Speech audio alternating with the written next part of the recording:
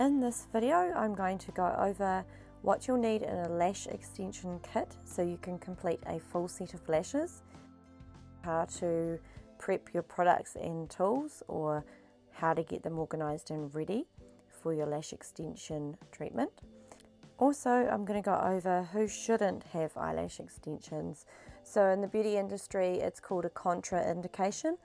So what it means in the beauty industry is that you can't have that type of treatment if you have certain conditions. So starting off, you're going to need some hand guard or sanitizer. You should always sanitize your hands before starting with any eye treatment. Just make sure your hands are really clean. You'll also need some eye pads. I use silk eye pads and they are like a sticker and you just stick them apart, and then what I do is I detack them on the back of my hand, which as you just saw has already been sanitized. So I'm just detacking them because I don't want them to be too sticky under the eyes when I remove them. The Micropore Tape normally gets cut into 4 pieces and you pop that over the iPad so that you can get close to the bottom lashes so that they are out of the way completely. You could also use a lint-free eye patch. They come in packets and you open them up and they have plastic on the back that you take off, and it's slightly sticky but it's not really harsh, it's very gentle. You'll need a pair of fine pointed tweezers. You will need eyelash primer. You can get primer in liquid form or in pad form, so you could either apply the liquid form by applying a drop to the end of a microfiber brush and then sweeping it over the lashes, or you could just get a protein pad from a punnet or a pot of them if you buy them in that way. Basically, they're going to remove any protein that's been left from mascara or oils or oil-based makeup remover from the lashes, because you need to do that in order to get the best results and the best longevity out of lash extensions and out of the glue. These are the microfiber brushes that you can use. You don't want the fluff to fall off the end when you're using them to remove lashes as well, because it just gets really annoying when the little fluff comes off. So buy good quality microfiber brushes. You'll also want something that the semi-permanent glue will be held in. That will either be a ring with a disposable cup that you can put inside it, or it will be a jade stone or a crystal stone. This is a lot of glue. I normally wouldn't dispense this much, but it did come out fast when I was doing this for filming. This is the semi-permanent glue that I use. It's a Blink Lash Stylist type of glue. I've gone through a few glues now, and the reason why I like this glue is because it sets fast. It dries really fast. You don't have to go from one eyelash on one eye and then one eyelash to the other eye, so left to right, while you're waiting for the glue to actually dry. So this glue is awesome. There's stronger ones. I don't like them for the fact that they're quite fumey, and I'm also breathing that in myself and I'm working close to the person's eyes. This is my preferred glue. There are so many styles and brands of glues. You can get sensitive, you can get black, you can get white, you can get really crazy strong. You just need to figure out for yourself by using different types of glues which you like the best. You're not going to know what's the best until you actually try different sorts. You'll also want a blower. You're going to use this to pump air over the lashes when you're finished. I cannot recommend enough how much you should use magnifying glasses. Your work will be 100 times better if you can see the lashes you're working on magnified. If you are using loose lashes, you're going to need a silicone pad dish.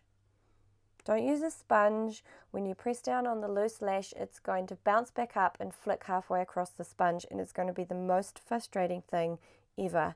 I was taught with a sponge when I started training, and about half an hour of my training was spent just picking up a lash. Go for a silicone pad if you're using loose lashes. I'll show you right now how you just tweak it to its side by pressing on it, and then you pick up the tip, and it makes your life a whole lot easier. You also just spin the silicone pad around so that you can pick up the lash the way that you need to, so you're not picking it up and dropping it and picking it up. You just turn the disc around so you're in the best position to pick up the lash as you need to by the tip. If you're using individual strip lashes, you can pull off a strip. This strip will have a sticky backing. Then you can stick the strip to the back of your hand. So your lash that you pick up with your fine point tweezers will be dipped into the glue in the cup, and then you'll see maybe 1 to 3 little dots that are on the lash, and you can see those there. This is the minimal amount of glue that you need. You also could use less, really. In reality, you don't need a hell of a lot of glue. You'll also need mascara brushes in your kit. You need to brush the lashes as you work. It's a really nice complementary bonus for the client to give them the mascara brush to take care of their lashes. Another product you can hold in your kit is Lash Sealant. This is completely optional. You can still achieve good quality lashes without Lash Sealant. What you need to understand with eyelashes and the hair is that they go through growing stages. Just briefly, there's one stage called anagen.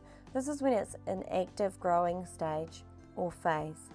Eyelashes in this phase last for about 30 to 45 days, but your natural eyelashes take about 8 weeks before they completely fall out. So what your client, or what you need to understand as somebody getting eyelash extensions, is that they're applied to baby lashes, to active growing lashes, and to lashes that are on their way out. So if the lash extensions have been put on all lashes, some of those lashes were on the way out when you put them on.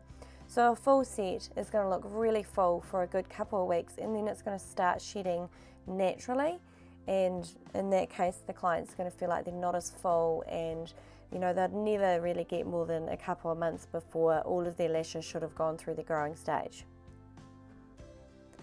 So a client needs to know what to expect from an eyelash procedure. So first off, you need to let them know that their eyes will be closed for approximately 1 to 2 hours, and maybe even if you're new to doing eyelash extensions, that could be potentially up to 3 hours. So if they don't want to do this, then they're not really suitable for that kind of treatment. So the client needs to understand that there's semi-permanent glue being used, and that if they have allergies or they're quite sensitive skin, sensitive eyes, they really want to do an allergy test before they have the eyelash extensions. This will mean you'll have to prep one eye and apply 1 or 2 eyelashes to the outer corners, just so that they can go away for 24 to 48 hours and check that that eyelash extension glue is actually okay for them. There are many reasons why a client should not have an eyelash extension treatment. Click here to go to the video which explains the different reasons and conditions.